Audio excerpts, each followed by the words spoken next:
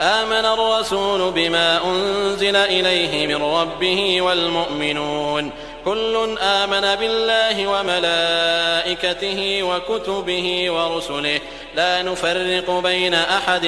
من رسله وقالوا سمعنا وأطعنا غفرانك ربنا وإليك المصير. لا يكلف الله نفسا إلا وسعها لها ما كسبت وعليها ما اكتسبت ربنا لا تؤاخذنا إن نسينا أو أخطأنا ربنا ولا تحمل علينا إصرا كما حملته على الذين من قبلنا ربنا ولا تحملنا ما لا طاقة لنا به واعف عنا واغفر لنا وارحمنا أنت مولانا فانصرنا على القوم الكافرين.